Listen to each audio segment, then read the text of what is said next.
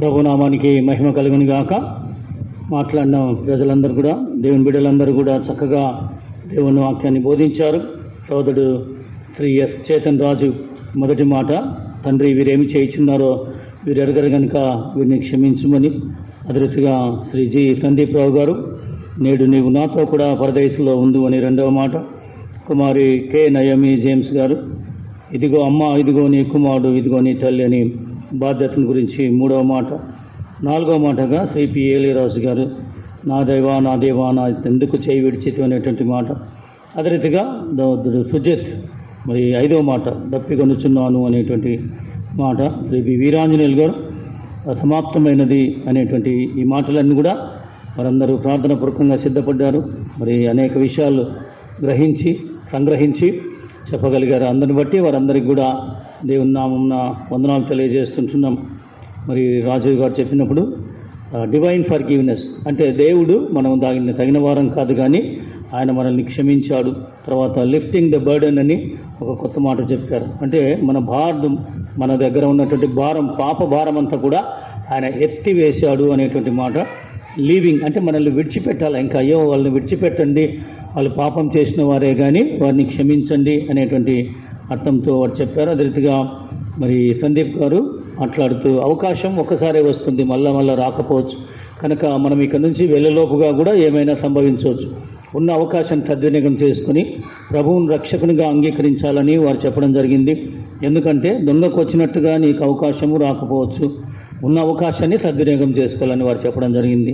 అదే రీతిగా మరి కుమారి నయోమి గారు మాట్లాడుతూ, బాధ్యత తల్లిని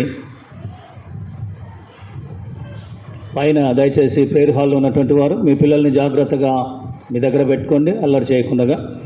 కనుక బాధ్యత మనకు తల్లిదండ్రులకు చూడవలసిన బాధ్యత, వృద్ధాప్యంలో వారిని విడనాడకుండా బ్రతికున్నంత కాలం చూడవలసిన బాధ్యత మనదే అనే విషయాన్ని దేవుడు పలికిన మూడో మాట ద్వారా తెలియజేశారు. అదే రీతిగా దేవా నా దేవా నన్ను ఎందుకు చేయవిడిచితి. కనుక అనేక సార్లు మన కొరకు మనం చేసిన పాపమును బట్టి ప్రభువైన యేసుక్రీస్తు వారు చేతిని తండ్రి అయిన దేవుడు విడిచిపెట్టాడు. ఆ బాధ భరించలేక ప్రభువును వేడుకున్నటువంటి మాట మనకు జ్ఞాపకం చేశారు.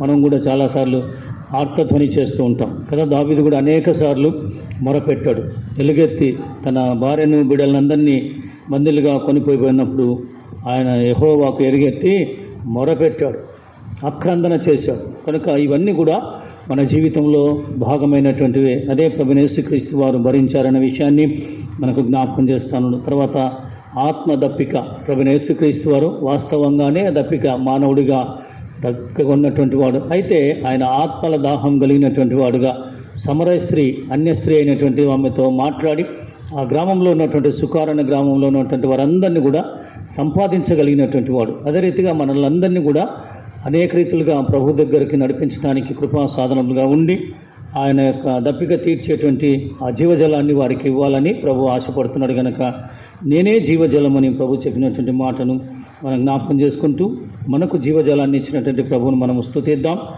ఆరాధించుతాం. సమాప్తం. ప్రభువైన యేసుక్రీస్తు వారు రక్షణ కార్యాన్ని సమాప్తి చేశాడు. ఇంకా చేయవలసింది ఏమీ లేదు. ఇంకా ఎడ్ల యొక్కయు, మేకల యొక్కయు, గొర్రెల యొక్కయు రక్తం అవసరం లేదు.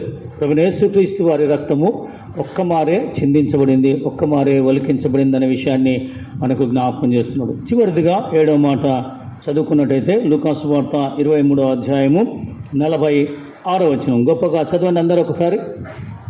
అప్పుడు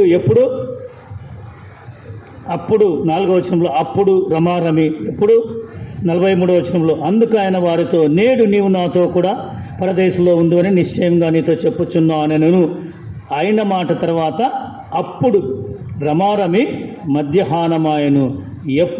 అప్పుడు అని ఇక్కడ యేసు ప్రభు వారు, అప్పుడు యేసు గొప్ప శబ్దంతో, అంటే సూర్యుడు అదృష్టుడాయను, గర్భాలయపు తెర నడిమికి చినిగను.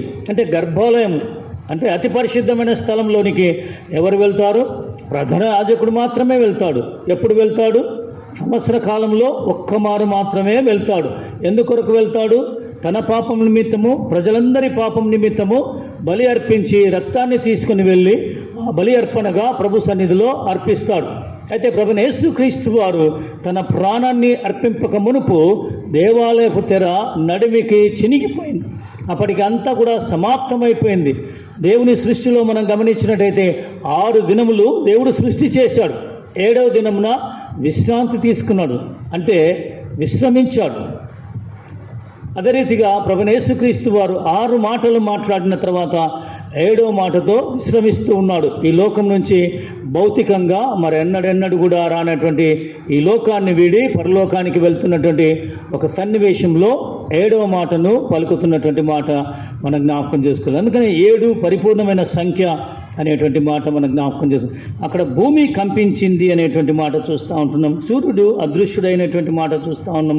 గర్భాలయపు తెర నడిమికి చినిగిపోయినటువంటి ఆ సందర్భంలో అప్పుడు యేసు గొప్ప శబ్దంతో కేక వేసి 4వ వచనంలో కూడా దేవా నా దేవా అని గొప్పగా బిగ్గరగా కేక వేసినటువంటి, కేక అంటే ఆర్తధ్వని, అంటే భరించలేనటువంటి సహించలేనటువంటి ఎడబాటును బట్టి దేవుడికి మొరపెట్టాడు.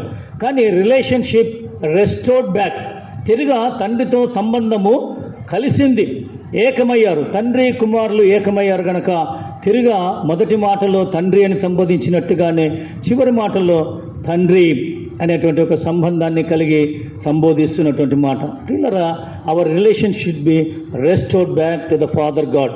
మన తండ్రితో మన సంబంధము తిరిగా పునరుద్ధరించబడాలి. కోల్పోయాం. ఎందుకు కోల్పోయామంటే పాపము చేశాం గనక, నేరము చేశాం గనక, తిరుగుబాటు చేశాం గనక, అపకారులుగా ఉన్నాం గనక, అందును బట్టి అనీతిమంతులంగా ఉన్నాం గనక దేవుని దగ్గరికి వెళ్ళగలిగే అవకాశము లేదు. దేవుడు మన ప్రార్థన ఆలకించే అవకాశమే లేదు. దేవునితో నిత్యత్వంలో ఉండగలిగే అవకాశమే లేనే లేదు. కానీ ఎప్పుడైతే దేవునితో సంబంధము కొనసాగుతుందో, మనము నీతిమంతులంగా తీర్చబడతామో, దేవునితో సంబంధం కొనసాగుతుందో సమాధాన పడతాము. మనం ఇంకనూ శత్రువులమై ఉండగానే క్రీస్తు యేసు మన కొరకు మృతి పొందను కనుక మనమందరం శత్రువులమే. అయితే ఇప్పుడు మిత్రులం కావాలి, ఆయన బిడ్డలం కావాలి, ఆయన కుమారులం కావాలి, ఆయన కుమార్తెలం కావాలి. అయ్యారా? కాకపోతే ఇదొక అవకాశం, ఇది చివరి అవకాశం కావచ్చేమో, మనకు తెలియదు. మరొక అవకాశం రావచ్చు. కానీ ఉన్న అవకాశాన్ని మనం వాడుకోవాలి. కనుక ప్రభువుతో తిరిగా తన సంబంధము కొనసాగుతుంది కనుక తండ్రి అనేటువంటి మాట తెలియజేస్తూ నీ చేతికి నా ఆత్మను అప్పగించుకొనుచున్నానను. అయితే అపొస్తలుల కార్యగ్రంథము 7వ అధ్యాయము 59వ వచనంలో చూసినట్టయితే అక్కడ ఒకరు ప్రార్థన చేస్తూ ఒక మాట చెప్తూ ఉన్నారు. చూడండి, స్టెఫను మాట్లాడుతూ తన చివరి గడియల్లో పలుకుతున్నటువంటి మాట, యేసు ప్రభువా నా ఆత్మను చేర్చుకొనుము. స్టెఫను పలుకుతా ఉన్నాడు. అంటే తనను రాళ్లతో కొట్టి చంపడానికి ప్రయత్నం చేస్తూ ఉన్నాడు. ఇక్కడ యేసు ప్రభు అయిన యేసు క్రీస్తును మరి సిలువకు విరలాడదీసి మరి ముళ్ళతో తలకు కిరీటం పెట్టి చేతుల్లో కాళ్ళల్లో మేకుల్లో చీలలు కొట్టి ఆయన గాయపరిచి బాధపరిచినటువంటి వారు. అయితే ఈ 2 అంశాలను మనం గమనించినట్టయితే స్టెఫన్ అంటున్నాడు, యేసు ప్రభువా నా ఆత్మను చేర్చుకొనుము, రిసీవ్ మై స్పిరిట్. అంటే ఐఎమ్ కమింగ్, ప్రభువా నా ఆత్మను నీవు తీసుకోవాలా. అంటే మనం అప్పగించలేం, ఆయన తీసుకోవాలా. నరులారా తిరిగి రండని పిలుచుచున్నటువంటి దేవుడు కనుక ఆయన మనం పిలిస్తేనే వెళ్ళగలం. ఆయన మన ఆత్మను తీసుకుంటేనే మనం వెళ్ళగలం. ఆత్మహత్యలు చేసుకోరాదు. అందుకనే స్టెఫను నా ఆత్మను చేర్చుకొను అన్నాడు. అయితే ప్రభువైన యేసుక్రీస్తు వారు ఏమంటున్నాడు? తండ్రి నా ఆత్మను నీ చేతికి అప్పగించుచున్నాను. I surrender my spirit, or I commend my spirit, or I put my spirit అనేటువంటి మాట. అంటే నేనుగా నానుగా నా ఆత్మను నీకు అప్పగించుచున్నాను. అంటే ఆత్మ చాలా ప్రశస్తమైనది. నీవు మన్నే కనుక తిరిగా మన్న అయిపోదువు. ఆత్మ తాను దయచేసిన దేవుని దగ్గరికి వెళ్తుంది అని ప్రసంగి గ్రంథంలో గ్రంథకర్త రాస్తాడు. మన్ను నుండి ఆత్మ వేరవుతుంది కదా. భౌతిక దేహం నుండి ప్రభువైన యేసుక్రీస్తు వారి భౌతిక దేహం నుండి ఆత్మను దేవుడికి అప్పగిస్తూ ఉన్నాడు. ఎందుకు అప్పగిస్తున్నాడు అంటే మనం ఆది కాండంలో గమనించినట్టయితే నరుని నాసికారంధ్రంలో జీవవాయువును ఊదగా వాడు జీవాత్మ ఆయను, అంటే జీవించు ఆత్మ. అది దేవుని ఆత్మ, దేవుడు మనకిచ్చినటువంటి ఆత్మ. కనుక ఆత్మ ఉంది కనుక మనం జీవిస్తున్నాం, చలిస్తున్నాం, సంచరిస్తున్నాం, మాట్లాడుతున్నాం. ఆత్మ లేకపోతే మనం చనిపోతాం. చలనం ఉండదు, మృతము.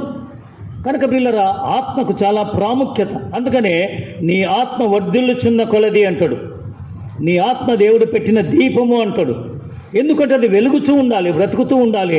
బ్రతికినంత కాలము ఆత్మ ఉంటుంది. ఆత్మ వెళ్ళిపోవడం ఎప్పుడు జరుగుతుందంటే చనిపోయిన తర్వాత వెళ్ళిపోతుంది. అందుకని ఇక్కడ ప్రభువైన యేసుక్రీస్తు వారు ఏమంటుందంటే, తండ్రి నా ఆత్మని నీ చేతికి అప్పగించుతున్నాను. యూదుల ఆచారం అనేది ఒకటి ఉంది.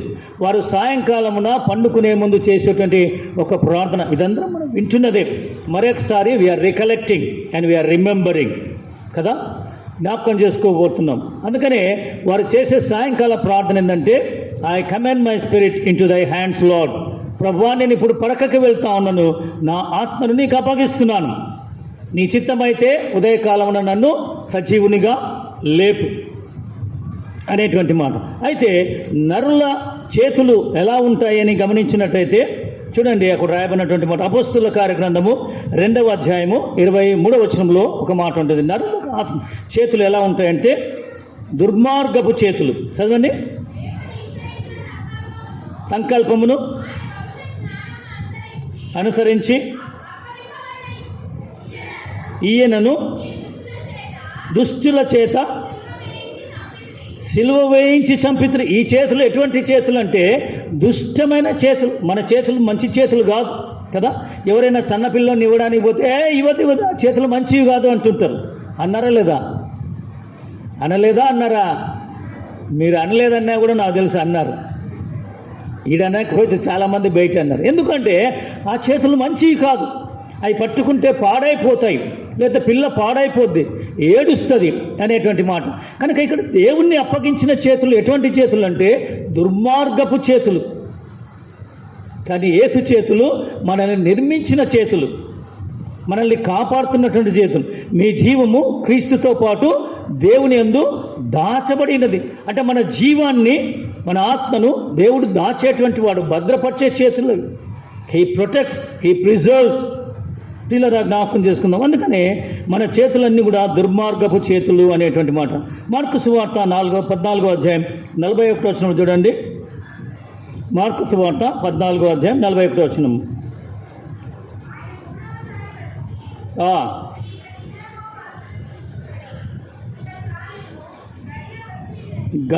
గడియ వచ్చి ఉన్నదని, ఇదిగో మనుష్య కుమారుడు పాపుల చేతికి అప్పగింపబడుచున్నాడు. ఎవరి చేతికి? పాపుల చేతికి. ప్రభువైన యేసుక్రీస్తు నీతిమంతుడు, దేవుడు, పరిశుద్ధుడు. ఎవరి చేతులకు? పాపుల చేతులకు అప్పగించబడ్డాడు. ఇదంతా జరిగింది. పాపుల చేతికి అప్పగించబడ్డాడు, దుర్మార్గుల చేత, దుష్టుల చేత హింసించబడ్డాడు, కొట్టబడ్డాడు, ఈడవబడ్డాడు, నరకబడ్డాడు. దున్నబడినటువంటి వీపు, కొరడాలతో కొట్టబడినటువంటిది. ఇందాక సోదరుడు వీరాంజనేయులు గారు చూపిస్తూ ఆ చీలలు, ఆ చైన్స్ ఎలా ఉన్నాయో, ఆ ములుకులు కదా, అవన్నీ కూడా ఎండిన ఎముకలతో ఉంటాయి. ఇవన్నీ కొట్టినప్పుడు చర్మము చీలి వస్తుంది. కనుక ఇటువంటి వాటితో, ఈ చేతులతో పరిశుద్ధులైన దేవుణ్ణి హింసించారు. అందును బట్టి మన చేతులు మంచివి కాదు అనేటువంటి విషయాన్ని మనకు జ్ఞాపకం చేస్తుంది. అయితే దేవుని చేతులు భద్రపరిచే చేతులు. అందుకనే ప్రభువైన యేసుక్రీస్తు వారు, there is a safety in the hands of the lord the father God. తండ్రి అయిన చేతిలో క్షేమము, భద్రత అనేటువంటి విషయాన్ని మనకి ఇక్కడ తెలియజేస్తున్నాడు. కనుక పిల్లరా, ఇది సాయంకాలం చేసేటువంటి ఒక ప్రార్థనగా మనం జ్ఞాపకం చేసుకుంటున్నాం. అంత మాత్రమే కాదు, సంబంధము తిరిగా పునరుద్ధరించబడినటువంటి అంశంగా మనం చూస్తూ ఉంటున్నాం. అయితే తండ్రి తన యొక్క ఆత్మను భద్రపరచగలిగినటువంటి వాడు, ఆయనను తిరిగా ఆ ఆత్మను మనం ఇవ్వగలిగినటువంటి వాడు కదా. సేఫ్టీ అక్కడ భద్రంగా ఉంటుంది తిరిగి. అందుకనే పేతురు మాట్లాడుతూ, మీరు జీవాధిపతిని చంపితిరి, దేవుడు ఆయన్ను లేపెను. అంటే తిరిగా ఆయన ఆత్మ ఆయనలోనికి రాగలిగి, ఆయన తిరిగా పునరుత్థానుడై పునర్జీవుడైనటువంటి వాడుగా ఉన్నటువంటి విషయాన్ని మనం జ్ఞాపకం చేసుకోవాలి. కనుక 31వ కీర్తన 5వ వచనంలో కూడా దావీదు చేస్తున్నటువంటి ఒక ప్రార్థన, తన పితరుడు, తన తండ్రిగా పిలువబడుతున్నటువంటి దావీదు చేస్తున్నటువంటి ఒక ప్రార్థన. ఇదిగో నా ఆత్మను నీ చేతికి అప్పగించుచున్నాను, యెహోవా సత్యదేవా, నన్ను విమోచించువాడవు నీవే. యెహోవా సత్యదేవా, you are the true God, I am the truth అని ఆయన్నే క్లెయిమ్ చేశాడు. None is righteous, no one is truth. ఎవరు కూడా సత్యవంతులు కాదు. కనుక ఉదయకాలంలో మధ్యాహ్న సమయంలో మనమందరం కూడా జ్ఞాపకం చేస్తాం, సత్యవంతుడైన దేవా, నన్ను కాపాడువాడవు నీవే, నన్ను భద్రపరచువాడవు నీవే. ఈ మాట మనం జ్ఞాపకం చేసుకోవాలి. కనుక దావీదు చేసినటువంటి ప్రార్థనను మరి దేవుడు అయిన ప్రభువైన యేసుక్రీస్తు వారు కూడా, తండ్రి నీ చేతికి నా ఆత్మను అప్పగించుచున్నాను అంటే ఇటర్నల్ రెస్ట్, నిత్య విశ్రాంతి. అంతే కదా, మన ఆత్మ ఇక్కడి నుంచి వెళ్ళిన తర్వాత ఏమవుతుంది? నిత్య విశ్రాంతిలో ప్రవేశిస్తుంది. ఇంకా పని ఉండదు. ప్రభువైన యేసుక్రీస్తు వారు 6 దినములు పనిచేసిన తర్వాత 7వ దినమున విశ్రమించాడు, విశ్రాంతి తీసుకున్నాడు, అయిపోయింది. అబ్స్టైన్ ఫ్రమ్ ద వర్క్ కదా. మనం కూడా శనివారం వరకు పనిచేస్తాము, ఆదివారం సెలవు దినం. కానీ పని దొంగలు ఆ వారం అంతా కూడా పనిచేయరు, గంట సేపు పోయి సంతకం పెట్టి వచ్చే వాళ్ళు కూడా ఉన్నారు. కానీ జీతం 1,50,000 2 లక్షలు తీసుకునే వాళ్ళు కూడా ఉన్నారు. అది న్యాయమా? పిల్లలు ఆలోచన చేద్దాం. కనుక నమ్మకంగా ఉండాలి. క్రైస్తవ సమాజము నమ్మకంగా ఉండాలి. వేరే వాళ్ళ సంగతి వదిలేండి.